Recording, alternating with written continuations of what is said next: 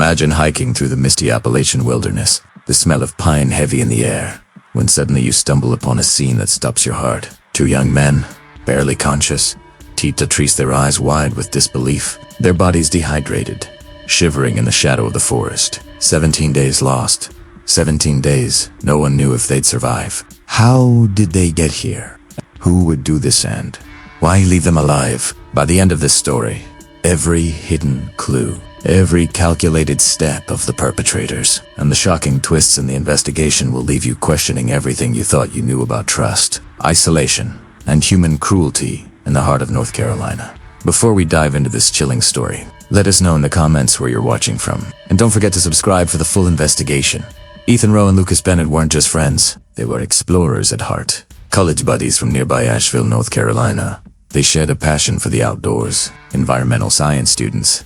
They knew the forests, the rivers, and the trails better than most. This weekend in October 2007 was meant to be a quiet escape from lectures, lab work, and city noise. They packed lightly, carrying only the essentials: tents, backpacks, and their curiosity. Cataloochee Valley, nestled deep in the Great Smoky Mountains, is known for its beauty and its danger. Hidden cliffs, sudden weather changes, and the unpredictable wildlife make it unforgiving for the unprepared. Ethan and Lucas, confident in their skills, believed they were ready. They were wrong. No one could predict that by the third night, the forest would change from sanctuary to trap. Hikers' voices were swallowed by the mist. Trails that seemed familiar twisted into confusion, and somewhere between the last campfire and the final morning, something or someone intervened. By the time their absence was noticed, the valley had already claimed its secret. Their families reported them missing after calls went unanswered. Local authorities launched the initial search, but the dense terrain and lack of clues slowed every effort. It was as if the wilderness itself was hiding the truth. And for 17 days, Ethan and Lucas remained lost. They were left to be found in a way no one could imagine. Ethan Rowe, 24, was analytical, methodical, always the first to double-check gear or map routes. Lucas Bennett, 29, was daring, sometimes reckless, with a smile that disarmed even the most skeptical friend. Together, they were balance, caution, and courage walking side by side. But that balance would be tested in ways neither had imagined. Their families described them as inseparable, but independent men who respected nature, yet never underestimated its power. The Cataloochee trip was more than a getaway. It was a ritual of freedom. They pitched camp near a secluded creek, far from the crowded trails, seeking solitude. Phones worked intermittently. GPS signals flickered. By the second day, they were virtually unreachable. What happened in those hours, those nights, remains a haunting puzzle. Hiker reports later described strange noises, snap of rope, muffled calls, but nothing was documented at the time. When rescuers finally reached the site, the scene was chilling. Two friends tied to trees, dehydrated, faces pale, yet alive. Every detail pointed to planning, control, and an almost ritualistic cruelty. It wasn't an accident. It wasn't wildlife. And it wasn't a simple misadventure. Someone had been watching, waiting, and making choices that would haunt the valley for years to come. The Cataloochee Valley is a place that looks harmless in photos: rolling meadows, scattered cabins, and streams glinting in the sunlight. But up close, it's a labyrinth of thick underbrush, hidden ravines, and trails that vanish without warning. For Ethan and Lucas, the first day had been peaceful. Birds sang, deer grazed nearby, and the creek offered cool water.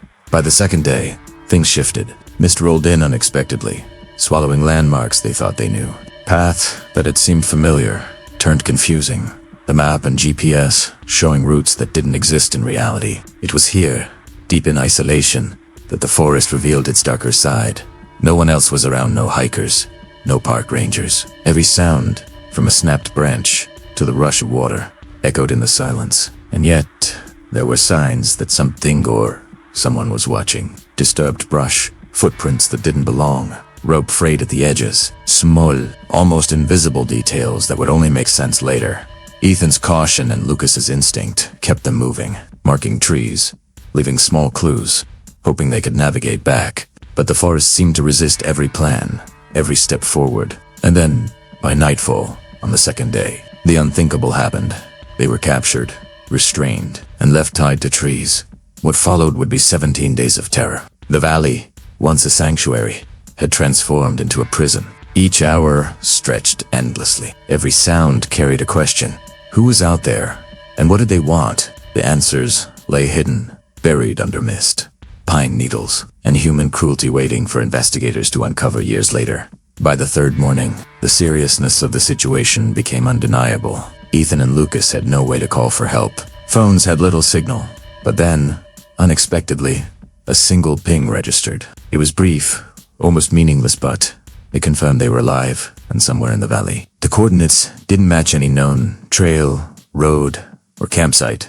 When authorities saw the ping, a new urgency gripped the search. Rescue teams scrambled to triangulate, but the dense forest interfered. Mountains, ridges, and thick foliage turned technology into an unreliable tool. Every hour that passed made the coordinates harder to pinpoint. Meanwhile, Ethan and Lucas clung to consciousness and hope. The hours blurred. They whispered strategies, tried to stay calm, and made subtle markings on the trees, knowing someone might eventually follow their trail. Their resilience was remarkable. Yet every moment was a fight against dehydration, fatigue, and fear. The ping also revealed something chilling to investigators. They weren't merely lost. Someone had taken deliberate steps to leave them alive, but restrained. A twisted message hidden in the wilderness. The forest wasn't just a setting, it was a tool for control.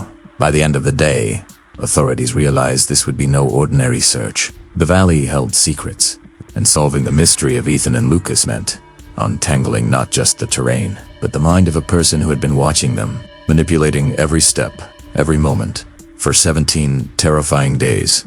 17 days. That's how long Ethan Rowe and Lucas Bennett were missing. 17 days that stretched like an eternity for families, friends, and authorities. Search parties scoured the Cataloochee Valley, but the thick forest swallowed every sign of life. Helicopters hovered above, their blades slicing through the fog, while canine units combed every ridge and ravine. Each lead ended in frustration. Each trail disappeared into mist. Investigators began to fear the worst. The valley was notorious for accidents, and the lack of clues suggested the hikers might never be found alive. Yet, small details kept hope alive. Discarded gear, footprints that didn't belong, and subtle disturbances in the brush hinted someone had been there. But deciphering whether those signs belonged to the victims, or something more sinister, proved impossible at first.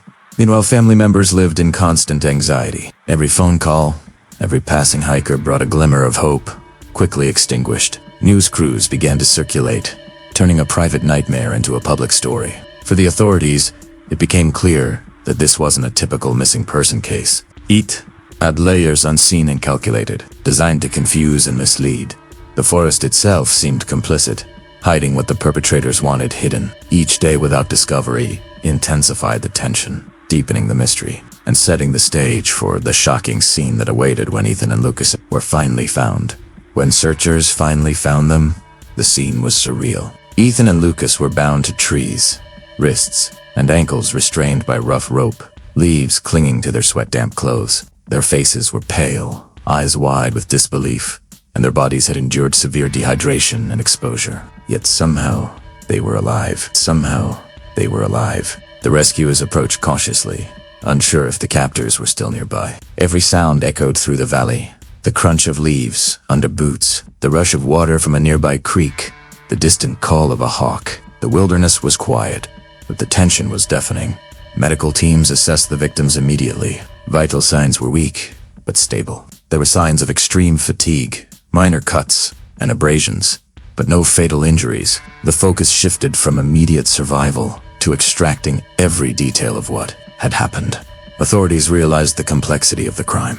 This was not random. Someone had meticulously planned each step. The restraints, the location, even the timing suggested premeditation. As investigators documented the scene, they began to piece together a timeline. Every knot, every mark on the trees, and every item left behind became a critical clue. The discovery shocked the community. People had assumed the hikers were dead. Instead, they were alive, and the question lingered. Who would do this? And why leave them to suffer for so long? The answers would take years, but the first step had been taken. Ethan and Lucas were safe, and the search for the truth had officially begun. Once Ethan and Lucas were transported to the hospital, the real complexity of their ordeal became clear. Physically, they were recovering hydration, nutrition, and minor injuries could be treated. But their minds told a different story. Trauma had taken root. They were exhausted, confused, and struggling to articulate 17 days of fear, isolation, and restraint. Doctors and forensic psychologists observed their blank stares, noting signs of dissociation. Every question was met with hesitation, fragments of memory, and pauses that revealed how deeply the experience had affected them. For investigators, this created a delicate situation. They needed answers, but they had to proceed without causing further psychological harm. Interviews began slowly. Ethan recalled the early days, how they were captured, the feel of the rope, the sense of being watched, but details were fragmented. Lucas remembered the trails, faint voices in the distance, and moments of panic, but often contradicted his own memory. Piecing together the timeline required patience, empathy, and careful cross-referencing with environmental and forensic evidence. Hospital staff became silent observers of a story that was both horrific and miraculous. 2 men, left to die in the wilderness, had survived. Their bodies would heal, but their minds carried the blueprint of a crime that would take investigators months and eventually years to fully understand. Initial theories ran the gamut. Some speculated that the hikers had stumbled into a secluded cult operating in the backwoods. Others suggested a wild animal attack gone wrong, or perhaps a cruel prank by local thrill-seekers. Every lead, however, eventually fell apart under scrutiny. Investigators combed through reports, GPS data, and witness statements. Nothing supported a cult's presence. Wildlife patterns couldn't explain the precise restraints and placement of the victims. Even the idea of local pranksters didn't hold up. The planning and execution were too meticulous, the intent too deliberate. Forensic teams began to focus on evidence at the scene. Rope fibers, subtle markings on trees, and discarded items that didn't belong to the hikers. Each clue hinted at human involvement, but one that was careful, methodical, and patient. It became clear that the initial assumptions had obscured the reality. This was no accident, no random encounter. By the end of the 3rd week, authorities had to accept a hard truth. The Cataloochee Valley held a calculated, sinister secret. Every theory that had seemed plausible collapsed under the weight of the evidence. And the question that haunted everyone remained: who had the patience and cruelty to orchestrate 17 days of captivity in the wilderness, and why? As investigators worked through witness statements and environmental clues, a pattern began to emerge, but it was frustratingly thin. Names circulated quietly in town, whispered in hushed tones. Local hunters, seasonal guides, even men with minor criminal records. Yet every lead lacked concrete evidence. There were suspicions, but no proof, and no one could connect these individuals directly to the crime. Law enforcement tread carefully. False accusations could devastate reputations, and the valley was tight-knit. Investigators relied on subtle signs, unusual behavior, unexplained absences, and those who suddenly knew too much about the hiker strip. Every whisper mattered, yet every rumor threatened to derail the case. Detectives focused on environmental analysis. Rope fibers, footprints, and campsite disturbances were cross-referenced with known local activity. Each mismatch raised new questions. Was it opportunistic, or had someone planned this meticulously in advance? The complexity of the evidence forced investigators to think like both hunters and strategists, piecing together patterns that were invisible to casual observers. By the end of this stage, authorities had a short list of potential suspects, but nothing that could withstand scrutiny in court. The tension mounted. Someone had orchestrated 17 days of terror in the wilderness, and the truth remained just out of reach. Like a shadow moving between the trees, the breakthrough came unexpectedly. Forensic specialists examined the rope used to bind Ethan and Lucas. It wasn't random. The knots were intricate, precise, and consistent as signature. Someone with knowledge of knots, likely from hunting, climbing, or military training, had executed this. This realization shifted the investigation. The event was no accident.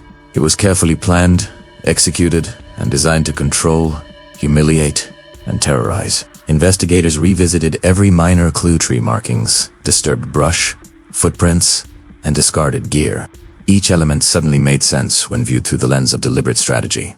Behavioral analysts also contributed. The knot signature suggested patience and premeditation. The perpetrator had the psychological profile of someone who enjoyed control, someone who calculated each step in advance and monitored the victims' movements without immediate interference.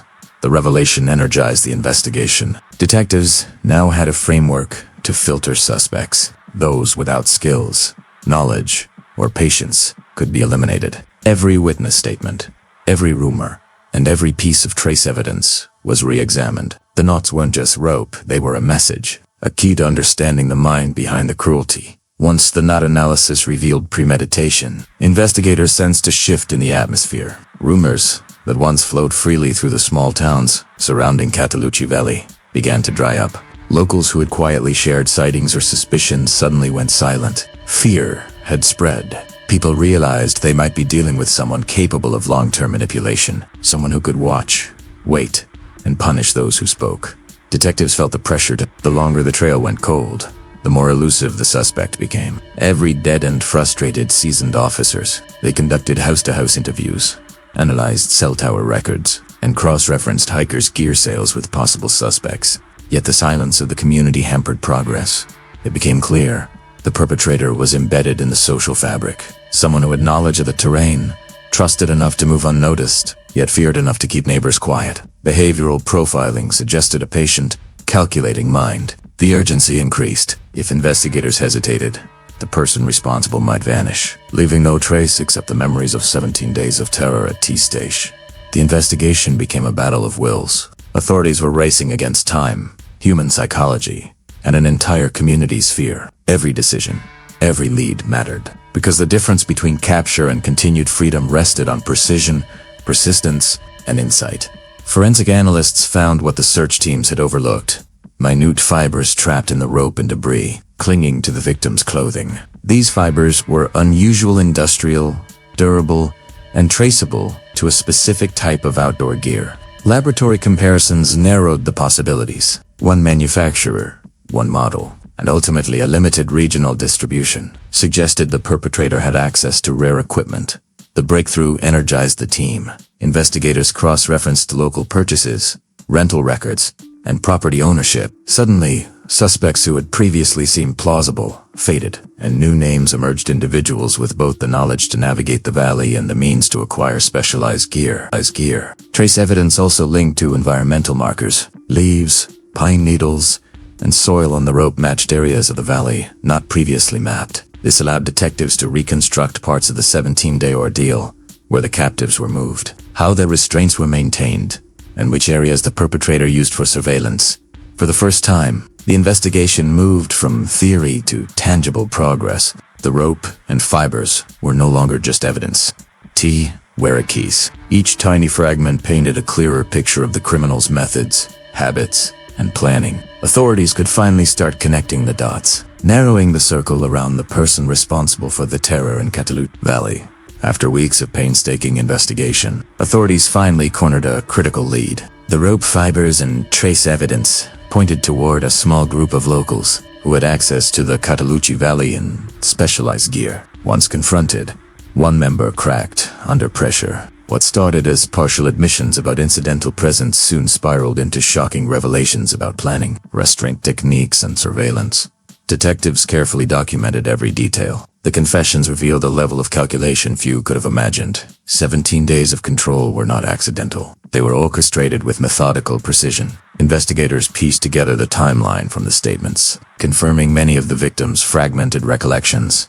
The confession trail also illuminated motives. Revenge, jealousy, and territorial disputes formed a dark combination that culminated in this cruel act. The perpetrators had underestimated one factor: the resilience of Ethan and Lucas, and the determination of investigators who refused to let the trail go cold. Authorities continued to corroborate every confession with physical evidence. Every knot, every footprint, every trace of rope was cross-referenced with what the suspects admitted. The pieces began to fit together, creating a chilling map of cruelty that had unfolded deep in the wilderness. By the end of this phase, the investigation had transformed from uncertainty to controlled precision. When the names of the perpetrators were revealed, the shock reverberated across the valley. These were not strangers. They were neighbors, friends, and familiar faces. People who waved at the town square, attended local events, and shared smiles with children, the perfect camouflage.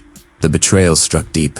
Community members struggled to reconcile the image of everyday civility with the evidence of 17 days of captivity. Psychologists later noted that this type of shock is compounded when perpetrators occupy trusted positions, ordinary people capable of extraordinary cruelty. The victims' families, too, experienced a complicated mix of relief and disbelief. Ethan and Lucas had survived, but the revelation that familiar faces had orchestrated their torment left lasting scars. Investigators emphasized that while the physical ordeal was over, the psychological recovery would take years. Authorities used the case as a cautionary tale for the community. Vigilance, awareness, and the willingness to speak up can prevent tragedies. The story of trust shattered and cruelty hidden in plain sight would haunt Cataloochee Valley for generations. A reminder that darkness can exist even in the most familiar places. The day of the arrests brought an uneasy calm over Cataloochee Valley. Law enforcement moved quietly but decisively, executing warrants on the homes of the suspects, identified through forensic evidence and confessions. Helicopters hovered, patrol cars blocked exits, and neighbors watched in stunned silence. No one expected the individuals taken into custody to be the ones responsible. The suspects were calm, almost eerily so, as officers read them their rights. Some offered cryptic remarks. Others refused to speak. But the arrest process was meticulous. Every procedure followed the book: photographs, documentation, fingerprinting, and secure transportation. Authorities knew that one procedural misstep could jeopardize the entire case, and there was no room for error. The community's reaction was a mix of relief and disbelief. Parents held their children tighter. Friends exchanged whispers, and neighbors struggled to reconcile the people they knew with the perpetrators who had orchestrated 17 days of terror. Ethan and Lucas's families, meanwhile, felt a complicated sense of closure. The ordeal was far from over, but the people responsible were finally facing the consequences of their actions. As investigators escorted the suspects to the county jail, they reflected on the painstaking journey to this point. Every piece of evidence, every trace fiber, and every painstaking interview had contributed to this moment. Justice had finally arrived, not quickly, but thoroughly, and in a way that honored both the victims and the investigative process. The courtroom was packed. Reporters, families, and the public waited for the trial that had become the culmination of years of investigation. The air was thick with anticipation, tension, and the lingering shock that those responsible were people the community had known all along. Opening statements set the stage. Prosecutors laid out the timeline, evidence, and confessions, detailing the 17 days Ethan and Lucas had endured. Photos, maps, and forensic diagrams illustrated the meticulous planning behind the crime. Defense attorneys attempted to challenge the timeline, question witness credibility, and introduce doubt, but the forensic and testimonial evidence was overwhelming. As the trial progressed, every knot, footprint, and fiber became central to the story. Expert witnesses demonstrated how seemingly minor details, rope technique as trace fibers, GPS triangulation provided undeniable proof. The victim's own testimony, though fragmented by trauma, carried weight, painting a harrowing picture of endurance, fear, and survival. By the end of the proceedings, the jury's verdict reflected the strength of a case built on patience, precision, and exhaustive investigative work. Justice had been served, the perpetrators held accountable, and the story of survival and resolution became a testament to the persistence of law enforcement and the resilience of the human spirit. The Cataloochee Valley case closed, but its impact lingered. Ethan and Lucas had survived the unimaginable, their endurance, a testament to human resilience. The community, once shattered by fear and disbelief, began to rebuild trust while carrying the memory of betrayal and familiar faces. Investigators reflected on the painstaking work that brought justice, forensic breakthroughs, confessions, and careful analysis of every trace clue. Each step demonstrated the power of patience, precision, and persistence. This was more than a rescue, it was a lesson in how modern investigative methods, combined with human intuition, can resolve even the most complex cases. For the families, the closure came not from vengeance, but from accountability and truth. The perpetrators faced the consequences of their actions, and the victims' voices finally shaped the narrative. The story of 17 days in the wilderness would remain a haunting reminder. Vigilance matters. Evil can hide in plain sight, and survival sometimes depends on the smallest acts of courage. As the sun set over the valley, life slowly returned to normal. The mountains remained quiet, indifferent, yet witness to what had occurred. But for those who survived, and for the investigators who refused to give up, the Cataloochee case would forever stand as a testament to resilience, justice, and the enduring human spirit.